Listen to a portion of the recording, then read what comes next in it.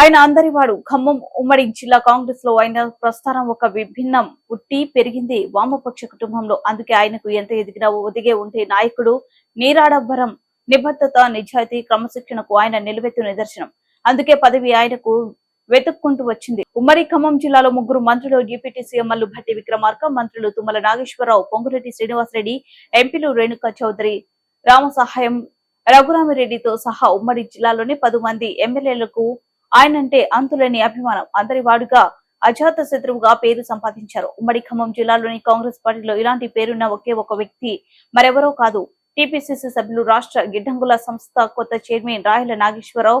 Congress party రాష్ట్రంలో కొలువు తీరిన తర్వాత ప్రకటించిన కార్పొరేషన్ చైర్మన్ల పదవుల్లో తొలి 10 మందిలో స్థానం పొందిన రాయల నాగేశ్వరరావు తొలిసారిగా ఖమ్మంలో అడుగుపెట్టిన సందర్భంగా కాంగ్రెస్ కార్యకర్తలు కనివిని ఏరుగని రీతిలో సంబరాలు జరుపుకున్నారు.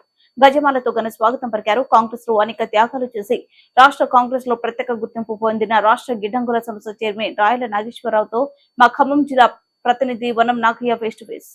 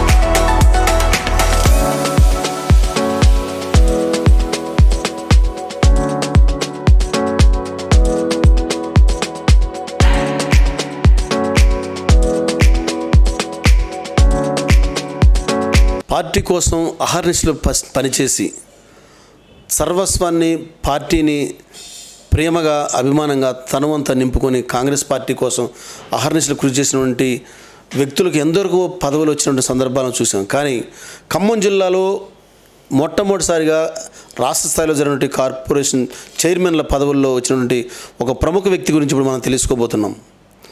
ఆయనే ఖమ్మం జిల్లా పాలేరు ముద్దుబిడ్డ, అట్లాగే పీసీసీ సభ్యులు రాయల నాగేశ్వరరావు గారు. తన రాజకీయ ప్రస్థానాన్ని వామపక్ష భావజాలంతో ప్రారంభించి అనేకమైనటువంటి ఒడిదుడుకులు ఎదుర్కొన్నప్పటికీ నమ్మిన జెండా కోసం తను కాంగ్రెస్ పార్టీలో కొనసాగుతూ కష్టాలను, నష్టాలను ఆయన చిరునవ్వుతో స్వాగతించి ఈరోజు కార్పొరేషన్ చైర్మన్గా నియామకమయ్యారు. ఈ సందర్భంగా ఆయనకు ఖమ్మంలో అపూర్వమైనటువంటి స్వాగతం పలికారు. దాదాపు వేలాది మందికి కాంగ్రెస్ కార్యకర్తలు కూడా ఆయన తరలి వచ్చి ఘన స్వాగతం పలికి ఆయనకి అపూర్వ నీరాజనలు పలికారు. ఇప్పుడు మనం ఆయన గారితో మాట్లాడేందుకు మనతో పాటు ఉన్నారు. వారిని అడిగి ఇంకా కాంగ్రెస్ పార్టీలో ఆయనకు ఉన్నటువంటి ఈ స్థాయి ఏ విధంగా ఇక్కడికి చేరుకున్నారు, ఆయనకు ఉన్నటువంటి ఆయన చేసిన త్యాగాలు ఏంటి, దాని సందర్భంగా మనం తెలుసుకుందాం. సార్ నమస్తే నాగేశ్వరరావు గారు. మొట్టమొదటిగా మీకు కెరటం న్యూస్ తరఫున ప్రత్యేకంగా శుభాకాంక్షలు, అభినందనలు తెలియజేస్తున్నాం. సార్ మీరు ఒక రైతు బిడ్డగా ప్రారంభించారు మీ ప్రస్థానాన్ని. పాలేరు గడ్డ మీద మీ యొక్క అలుపెరగని పోరాటం కాంగ్రెస్ పార్టీ కోసం మీరు పనిచేశారు. దాదాపుగా దశాబ్ద కాలంగా మీరు చాలా ఒడిదుడుకులు ఎదుర్కొన్నారు. అయినా సరే నమ్మిన జెండాని మాత్రం ఎక్కడ దించలేదు. ఇప్పుడు రాష్ట్రాయిలో మొట్టమొదటిసారి ప్రకటించిన పదవుల్లో తొలి 10 మందిలో మీ పేరు ఉండటం అనేది మీరు ఎలా ఫీల్ అవుతున్నారు? కాంగ్రెస్ కార్యకర్తగా మొదలైన మీ ప్రస్థానం ఇప్పుడు శిఖరాగ్రానికి చేరిందనుకుంటారా? భవిష్యత్తు ఎలా ఉండబోతుంది? మీ యొక్క అనుభవాలను పంచుకోండి ఒకసారి.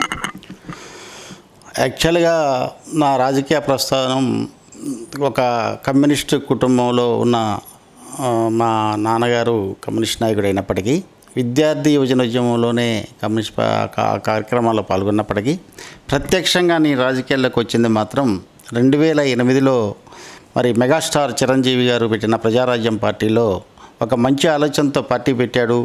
మనం కూడా దాంట్లో భాగస్వాములు కావాలని చెప్పి ఆనాడు పార్టీలో జాయిన్ అయినప్పుడు నాకున్న అనుభవాన్ని, నాకున్న ఇక్కడున్న పరిచయాల్ని ఆయన వెంటనే పసిగట్టి నాకు ఆనాడు 2009 ఎన్నికల్లో పాలేరు నియోజకవర్గం నుంచి పోటీ చేసేందుకు అవకాశం ఇవ్వటం.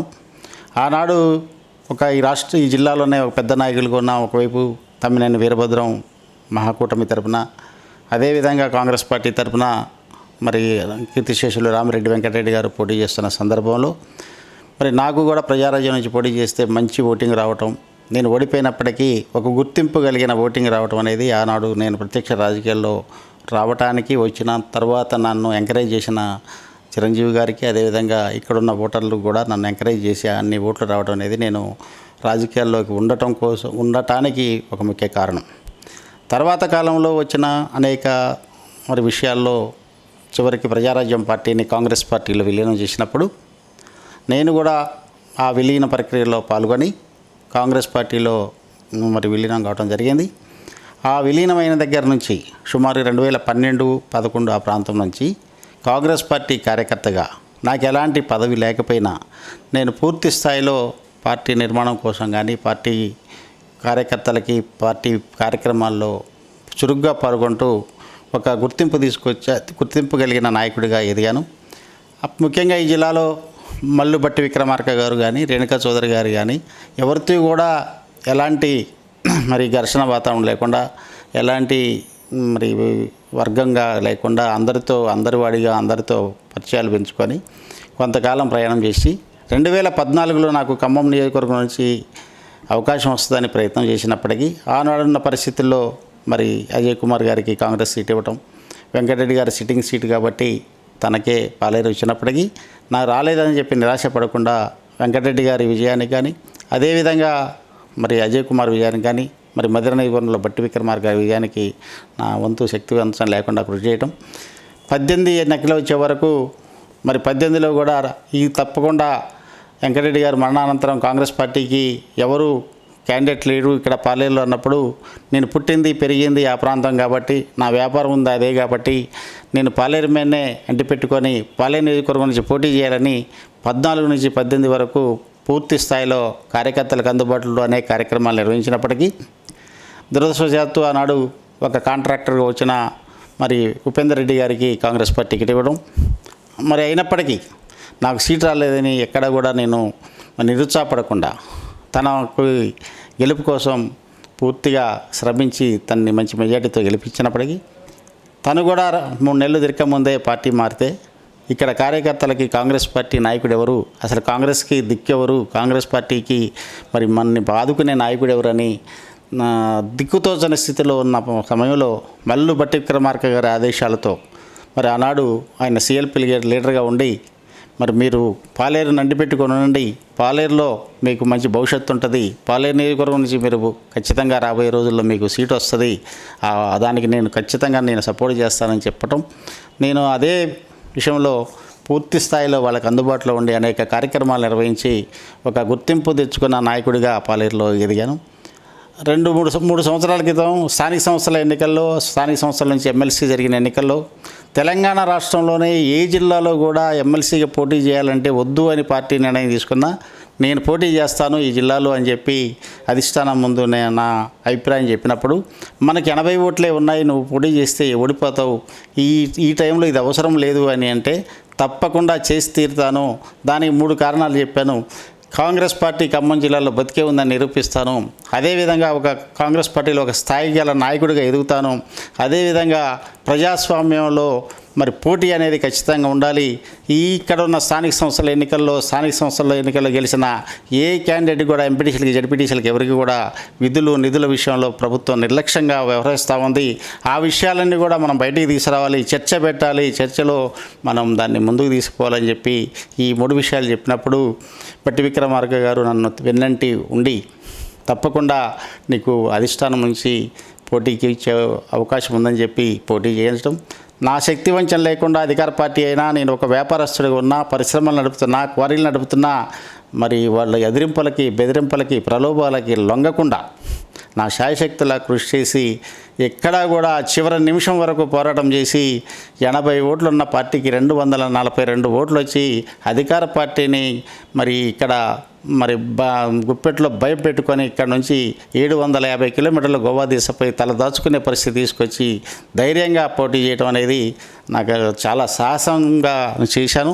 దానికి బట్టి విక్రమార్క గారితో పాటు ఆనాడున్న పిసిసి ప్రెసిడెంట్ రేవంత్ రెడ్డి గారు కూడా పూర్తిగా నన్ను అప్రిషియేట్ చేయడంతో పాటు మంచి నాయకుడిగా గుర్తింపుగా వచ్చింది. 18 నుంచి 23 ఎలక్షన్లు వచ్చేటప్పటికు మనకు గ్యారంటీగా పాలేరులో ఎమ్మెల్యే సీట్ వస్తుంది, నేనే గెలుస్తున్నాను అని ఒక ఛాలెంజ్ విసిరి ఉపేందర్ రెడ్డికి ఛాలెంజ్ చేసిన వ్యక్తిగా నేను మొదటగా ఉన్నప్పుడు ప్రజలు కూడా నాతో ఉన్నారు. ముఖ్యంగా బడుగు బలహీన వర్గాలు, దళిత గిరిజనులు నా వెంటున్నారు. వాళ్ళతో నేను మమైక్యమయ్యాను. అనేక కార్యక్రమాలు వాళ్ళతో చేశాను. వాళ్ళ ఇళ్లలో తిన్నాను, అక్కడే పడుకున్నాను, వాళ్ళతోటే ఉన్నాను. చివరి నెల రోజుల్లో రాష్ట్ర రాజకీయాలు మారిపోయినాయి. రాష్ట్ర రాజకీయాలు మారిపోయినప్పుడు ఒకవైపు పొంగిరెడ్డి శ్రీనివాసరెడ్డి గారు, మరొక వైపు తుమ్మల నాగేశ్వరరావు గారు, వీళ్ళిద్దరు కూడా పార్టీలో జాయిన్ అవుతున్నారు.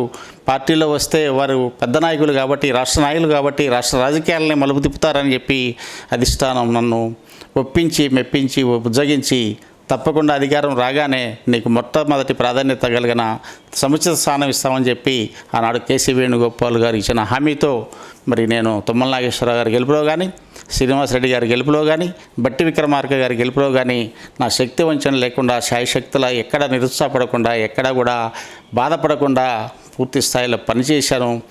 ఆ విధంగానే అధికారం వచ్చిన వెంటనే 2-3 నెలల్లోనే మరి నామినేటెడ్ పదవులు వచ్చినప్పుడు 3 మంత్రులు కూడా ఈ జిల్లాలో ఒక్క పదవి వచ్చినా అది రాయల నాగేశ్వరరావుకి వస్తుందని చెప్పి అందరి ముందు చెప్పడం నిజంగా నేను సంతోషపడ్డాను, గర్వించాను. అదే విషయాన్ని ముఖ్యమంత్రి రేవంత్ రెడ్డి గారు కూడా అనేక మంది ముందు చెప్పడం కూడా నాకు తెలిసింది. ఈ నలుగురితో సహాయ సహకారాలతో మరి నాకు నామినేటెడ్ పదవి ఈరోజు రావటం నాకు చాలా సంతోషం. కష్టపడిన కార్యకర్తని కాంగ్రెస్ పార్టీ గుర్తిస్తుందని చెప్పి ఎక్కడో కర్ణాటకలోనో, ఎక్కడో కేరళలోనో, ఎక్కడో హిమాచల్ ప్రదేశ్లోనో, ఉత్తరప్రదేశ్లోనో చెప్పినప్పుడు ఇవన్నీ మాటలు చెప్తారు తప్ప నిజంగా గుర్తించరని నేను కూడా అనుకునేవాడిని. మళ్ళీ మరి పైరవి రాజకీయాలు నడుస్తాయి అనుకునేవాడిని. నేను ఎలాంటి పైరవి చేయకుండా నేను చేసిన శక్తివంచం లేకుండా చేసిన శ్రమకి గుర్తించి ఈరోజు అధిష్టానం మాకు ఈ పదవి ఇవ్వటం సంతోషం. వాళ్ళకి కృతజ్ఞతలు, ధన్యవాదాలు తెలియజేస్తున్నాం. అదేవిధంగా నాతో పాటు ఈ జిల్లాలో 10 నియోజకవర్గాల్లో ఆనాడు కాంగ్రెస్ పార్టీకి ఎనలేని కృషి చేసిన గ్రామ స్థాయి నాయకుల నుంచి జిల్లా స్థాయి నాయకుల వరకు అనేక మంది ఉన్నారు. వారిని కూడా సముచిత స్థానంలో వారికి కూడా గౌరవమైన పదవులు రావాలని కోరుకుంటున్న మొదటి వ్యక్తిని. వారికి రావాలని కోరుకోవడమే కాదు, వారి పదవుల కోసం నా వంతుగా నేను కృషి చేస్తాను. వారికి న్యాయం జరిగేలాగా మరి ఇక్కడున్న మంత్రుల దృష్టి కానీ, ముఖ్యమంత్రి గారి దృష్టి కానీ, వివిధ స్థాయిల్లో వాళ్ళకు కూడా మంచి అవకాశాలు వచ్చే విధంగా నా శక్తి వంచన లేకుండా కృషి చేయడానికి ప్రయత్నం చేస్తానని చెప్పి తెలియజేస్తా ఉన్నాను. సరే, ఇంకోటి ఇప్పుడు ముఖ్యమైనటువంటి నాయకులు మంత్రిగా ఉన్నటువంటి రామరెడ్డి గారు చనిపోయిన తర్వాత మీరు నియోజకవర్గాన్ని అంటిపెట్టుకొని ఉన్నారు. నియోజకవర్గంలో గ్రామంలో కార్యకర్తలను కదిలించారు, పాదయాత్రలు చేశారు, శుభకార్యాలు అశుభకార్యాలు అన్నింటినీ కూడా మీరు అటెండ్ అయ్యారు. అంటే పదవులు లేకపోయినా కూడా పార్టీని ఇంత గుండెల నిండా నింపుకొని మీరు పార్టీని బతికించుకుంటూ వచ్చి 3 వ్యక్తులను గెలిపించారు. 2014 అజయ్ గారు అయితేనేమి, నెక్స్ట్ 18లో మదర్లో మన పాలేరులో మరో ఎమ్మెల్యే గెలిస్తేనేమి ఉపేందర్ రెడ్డి గారు అయితేనేమి, తాజాగా పొంగిరెడ్డి సింహారెడ్డి గారు, 3 మీరు గెలపడంలో ప్రధాన పాత్ర పోషించారు. ఒక పక్క పాదయాత్ర చేశారు, అట్లాగే బట్టి విక్రమార్క గారి పాదయాత్రను కూడా మీరు అన్ని విధాలుగా మీరు ఆయనతో పాటు పనిచేశారు. ఇంత పనిచేసినప్పుడు తొలి విడతలోనే మీకు వస్తుందని చెప్పి 3 మంత్రులతో పాటు ఎంపీలు కూడా మీకు ఫైర్వే చేయటం పట్ట అంటే ముఖ్యంగా అసలు మీరు ఎమ్మెల్సీగా పోటీ చేస్తుంటే రాయల నాగేశ్వర గారి గ్రాఫ్ అనూహ్యంగా పెరిగింది అనుకోవాలన్నా ఈ నిబద్ధతను ఏమనుకోవాలి చెప్పండి. యాక్చువల్గా ఒక పరిశ్రమ, చిన్న పరిశ్రమ అధిపతిగా, ఒక మైనింగ్ చేసే క్వారీ ఓనర్గా గతంలో మరి ఉన్న బీఆర్ఎస్ ప్రభుత్వం, ఆ ప్రభుత్వం వైఖరి చూసినట్టయితే ఎవరు కూడా అంత సాహసం చేయరు. నాకున్న ధైర్యము, లేకపోతే నా వెనకాలన్న శక్తులు, నాకున్న మంచితనము ఏదైతే అదైంది.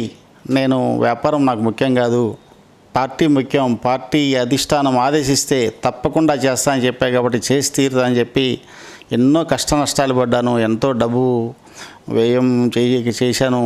అయినప్పటికీ నేను ఓడిపోయినప్పటికీ కూడా చిరునవ్వుతో స్వీకరించి నేను ఇది ఓడిపోయిన భవిష్యత్తు నాదే అని చెప్పేసి మళ్ళీ ఎమ్మెల్యే ఎలక్షన్ల దాకా కూడా రాహుల్ గాంధీ భారత్ జోడో యాత్రలో కానీ రాహుల్ గాంధీ గారితో 10 నిమిషాలు మాట్లాడే అవకాశం భారత్ జోడో యాత్రలోకి వెళ్ళడం నా అదృష్టం.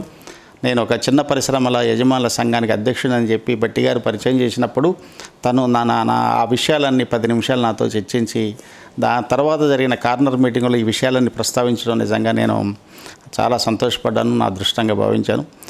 అదేవిధంగా రేవంత్ రెడ్డి గారి పాదయాత్ర జరిగినప్పుడు కానీ బట్టి విక్రమార్క గారు 1350 కిలోమీటర్లు మరి ఆదిలాబాద్ నుండి ఖమ్మం జరిగే పాదయాత్రలో తనకు వెన్నంటుండి తనతో పాటు ఉండి మరి ఆయనకి కుడిభుజంగా ఎడభుజంగా ఎంతోమంది కార్యకర్తలు ఉన్నప్పటికీ మనం ముఖ్యుడిగా ఉంటూ తనకి అన్ని రకాలుగా మనం సహాయ సహకారాలు అందిస్తూ తనతో ఎన్నో రాత్రులు ఆయన మరి ఎక్కడైతే నిద్ర చేస్తే అక్కడే పడుకొని ఎక్కడ ఉంటే అక్కడ ఉండే భాగ్యం కూడా కలిగింది. వారితో తిరిగినప్పుడే ఈ రాష్ట్రంలో ఉన్న సమస్యలు కూడా మాకు అర్థమైనాయి.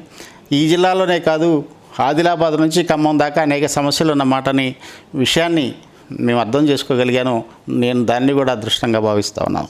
మరి ఇంత పెద్ద నాయకుడితో పాటు పాదయాత్ర చేయడం అనేది కూడా నాకు చాలా సంతోషంగా ఉంది.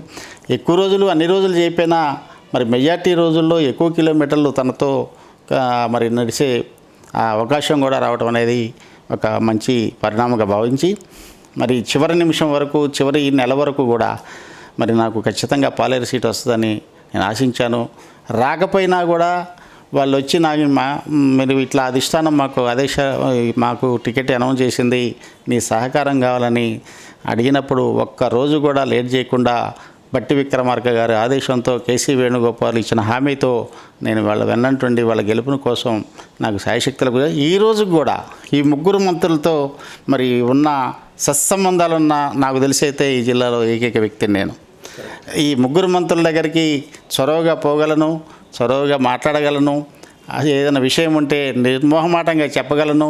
నేనేమి ఆశించట్లేదు, నాకేమి కాంట్రాక్ట్ లెక్కర్లేదు, నాకేమి బిల్లు లెక్కర్లేదు, నాకేమి పైరవీ లెక్కర్లేదు, నాకేమి ట్రాన్స్ఫర్ లెక్కర్లేదు, నా పిల్లలకు ఉద్యోగాలు లెక్కర్లేదు. అలాంటి నిస్వార్థంగా పనిచేస్తున్నాం అనేది వాళ్ళు కూడా అర్థం చేసుకోబట్టే ఎక్కడ కనిపించినా ఎక్కడ కలిసినా మొదటి ప్రియారిటీ మనకిస్తూ ముగ్గురు మంత్రులు కూడా నన్ను చాలా దగ్గరగా చూస్తున్నారు, నా మాటకి విలువిస్తున్నారు, నన్ను గౌరవిస్తున్నారు. మరి అదేవిధంగా ముఖ్యమంత్రి గారు కూడా నేను గెలవగానే నేను కనపడగానే మంచి ఆప్యాయంగా మాట్లాడటం, నా పేరు అనేక సందర్భాల్లో వివిధ టీవీ ఛానల్స్ ఇంటర్వ్యూలో కూడా నా పేరు ప్రస్తావించడం అనేది నిజంగా నేను అదృష్టంగా భావిస్తూ ఉన్నాను. రైతు బిడ్డగా మీరు కూడా ఆశించారో మీరు ప్రతిపాదించారో ఏమో తెలియదు, కానీ వాస్తవంగా మీకు రైతుకు సంబంధించినటువంటి వ్యవస్థలోనే మీకు చైర్మన్గా రావడం అనేది మీరు ఎలా ఫీల్ అవుతున్నారు? అసలు రాష్ట్రంలో గిడ్డంగుల సమస్య యొక్క పరిస్థితిని కూడా ఒకసారి వివరించండి. చాలా అదృష్టంగానే భావిస్తాను. నేను చిన్నప్పటి నుంచి రైతుగా వ్యవసాయదారుల కుటుంబంలో ఉండి వ్యవసాయం అంటే నాకు ఒక ప్రత్యేకమైన అభిమానం కూడా ఉంది. ఎందుకు చెప్తున్నానంటే నేను గత 25 సంవత్సరాలుగా చిన్నతరహా పరిశ్రమను స్థాపించి అనేక పరిశ్రమల్లో పనిచేస్తూ, అసోసియేషన్లో పనిచేస్తూ, ఉద్యమాలు చేస్తూ, రాజకీయాల్లో ఉన్నప్పటికీ నేను ఇంకా వ్యవసాయమే చేయాలి, నేను వ్యవసాయ కుటుంబంలోనే పుట్టాను, వ్యవసాయాన్ని వదిలిపెట్టొద్దు అని చెప్పి ఈరోజు కూడా నేను వ్యవసాయం చేస్తున్నాను. మరి తిరుమలాయపాలెం మండలంలో మరి ఫామ్ ఆయిల్ని ప్రోత్సహించాలని చెప్పి తుమ్మల నాగేశ్వరరావు గారు నాకు చెప్పినప్పుడు నా సొంత భూమిలో ఇప్పటికీ 15 ఎకరాలు ఫామ్ ఆయిల్ వేసి నేను వేసిన తర్వాత అనేక మంది రైతులు మన తిరుమలాయపాలెం మండలంలో ఫామ్ ఆయిల్ వేయడానికి ముందుకు రావడం అనేది కూడా నేను నా అదృష్టంగా భావిస్తాను. అదేవిధంగా మరి ఎప్పుడైతే ఈ సంస్థ ఈ మన కార్పొరేషన్లు ఇస్తున్నారో అసలు బహుశా నేను ఏమనుకున్నా అంటే నేను మైనింగ్కి సంబంధించి గ్రానైట్కి సంబంధించి ఇండస్ట్రియలిస్ట్ని కాబట్టి నాకు ఏదన్నా ఇండస్ట్రియల్ డెవలప్మెంట్ కార్పొరేషన్ లాంటివి ఇస్తారేమో, లేకపోతే మైనింగ్కి సంబంధించిన ఇస్తారేమో అనుకున్నాను. కానీ నా యాంబిషన్ నేను పుట్టిన వ్యవస్థలో సంబంధించిన వ్యవసాయానికి సంబంధించి ఇవ్వటం అనేది నిజంగా నాకు అదృష్టం. ముఖ్యంగా ఈ జిల్లాలో ఎందుకు చెప్తున్నానంటే ఈ జిల్లా వాడిగా రైతు బిడ్డగా ఇక్కడ ఉన్న ముగ్గురు మంత్రులు కూడా దానికి రిలేటెడ్ మంత్రులు ఉండటం నాకు నిజంగా కూడా నేను గర్విస్తాను. ఒకటి వ్యవసాయ శాఖ మంత్రి కంట్రోల్లో ఉన్న కార్పొరేషన్ కావటం, రెండవది మరి దీనికి ఎక్కడైనా అవసరం ఉంటే ల్యాండ్ కేటాయించే మరి రెవెన్యూ మినిస్టర్ గారు కూడా మన దగ్గర ఉండటం, దీనికి ఆర్థికంగా ఎలాంటి సపోర్ట్ కావాలన్నా ఆర్థిక మంత్రి గారు కూడా మన దగ్గరే ఉండటం అనేది ఈ ముగ్గురు మంత్రులతోటే మనకి ఎక్కువగా ఈ గిడ్డంగుల సంస్థకి అవసరం. వాళ్ళు కూడా మన జిల్లా వాళ్ళు, నాకు సుపరిచితులు, నన్ను అభిమానించేవాళ్ళు, నన్ను ఆదరించే మంత్రులు కాబట్టి నాకు బాగా నమ్మకం ఉంది. ఈ సంస్థకి మంచి పేరు తీసుకొస్తాను, ఈ సంస్థని అభివృద్ధి చేస్తాను. ఇప్పుడున్న దానికంటే రెట్టింపు ఉత్సాహంతో, రెట్టింపు అవసరాలు, వ్యవసాయ ఉత్పత్తులని స్టోర్ చేసుకునే కెపాసిటీలని పెంచి ప్రజలందరికీ అందుబాటులో తీసుకొచ్చి, ముఖ్యంగా మిర్చికి సంబంధించి మరి ఎలాంటి కోల్డ్ స్టోరేజీలు ఈ వ్యవస్థకి లేవు. మరి దాన్ని కూడా ఇప్పుడు నేను అధికారులతో మాట్లాడినప్పుడు చెప్పాను. మనకు మరి కోల్డ్ స్టోరేజ్ కూడా అవసరం. మన వ్యవసాయ ఉత్పత్తులు మనం ఎప్పుడు కూడా వ్యాపారం ఒక్కటే చూడొద్దు, రైతులకు అందుబాటులో తీసుకురావాలి. రైతులు అవసరం ఉన్నప్పుడు వారికి కూడా స్పేస్ కేటాయించి, వారికి కూడా నిల్వలు చేసి దాని మీద మనం లోన్స్ ఇప్పించినట్టయితే మనకు కూడా మంచి పేరు వస్తుంది. ఎప్పుడు కూడా ఏదో సివిల్ సప్లైస్ నుంచో, లేకపోతే మార్కెట్ నుంచో, లేకపోతే ఎరువుల నుంచో మనమే స్టాక్ పాయింట్లుగా ఉండొద్దు. రైతు ఉత్పత్తులు కూడా మనం స్టాక్ పాయింట్లు ఉండాలని చెప్పి నా అభిప్రాయాన్ని వాళ్ళకి చెప్పాను. ముందు మంత్రుల దృష్టికి, సీఎం గారి దృష్టికి కూడా ఈ విషయాన్ని తీసుకుపోయి ఆ శాఖకు వన్నె తెచ్చే విధంగా ప్రయత్నం చేస్తాం. సార్, చివరికి క్వశ్చన్. ఇప్పుడు ఈ సంస్థకు మీరు చైర్మన్గా ఉన్నారు. ఇప్పుడు 3 సార్లు కూడా మీరు త్యాగం చేశారు పదవిని. త్యాగశీలిగా ఉన్నారు వాస్తవంగా చెప్పాలంటే. కాంగ్రెస్ పార్టీలో ఇంత త్యాగం చేయడం అనేది చాలా అరుదైన విషయం. ఇప్పుడు రాయల నాగేశ్వరరావు గారికి రాష్ట్ర కార్పొరేషన్ చైర్మన్ పదవి అనేది ఇంతటితో ఆగిద్దా? ఇంకా భవిష్యత్తులో మీరు అనుకున్నటువంటి అసెంబ్లీలో అడుగుపెట్టి మీ వాణ్ణి వినిపించాలని మీరు ఎన్నో కళ్ళగన్నారు వాస్తవంగా పార్టీలో ఉండి. కానీ 3 సార్లు కూడా నోటి దగ్గరకు వచ్చి పదవి వివిధ రాజకీయ కారణాలతోటి మిస్ అయింది. అది భవిష్యత్తులో మీరు ఇంకా ఏం కావాలనుకుంటున్నారు?